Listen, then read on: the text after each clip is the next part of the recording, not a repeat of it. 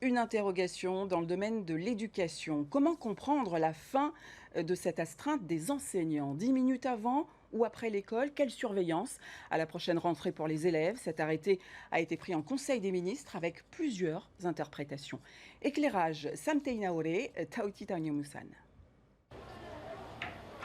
Chaque matin, dès 6h30, le portail de l'école Charles Liénot est ouvert pour laisser entrer les élèves, une aubaine pour les parents. C'est pratique parce que moi je commence dès 7h le matin.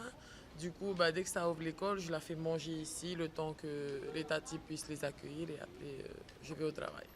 Après les cours, l'établissement propose une surveillance et des activités payantes jusqu'à 17h. Cette ampleur des horaires d'accueil avant et après les heures de cours répond au caractère propre de l'enseignement protestant. On est dans un contexte social où on dit que les familles n'accompagnent plus, ne prennent plus en considération l'école.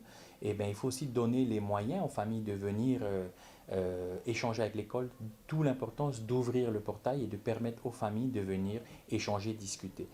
Par l'arrêté pris en Conseil des ministres, le ministère de l'Éducation a simplement répondu à une demande des syndicats d'enseignants de faire appliquer la réforme sur l'obligation réglementaire de service. Les enseignants, depuis des années, c'est-à-dire depuis la non-application de ces textes ici en Polynésie en 2008, assurent la surveillance de ces fameux élèves, de nos élèves, depuis des années. Et j'aimerais aussi qu'on les remercie, tous ces enseignants qui pendant des années ont assuré ces 10 minutes de surveillance à la fin de chaque cours et qui même dépassent leurs heures parce que justement les parents ne viennent pas récupérer leurs enfants à l'heure.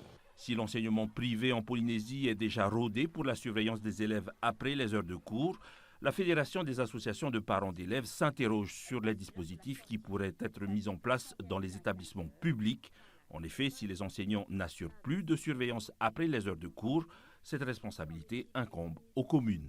Je donne l'exemple de FAA. FAA, c'est bien mentionné qu'ils prennent, les agents qui prennent la surveillance à la fin, prennent après la surveillance des enseignants.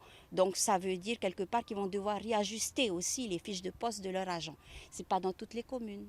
L'État aura donc jusqu'à la prochaine rentrée scolaire pour réfléchir aux ajustements nécessaires.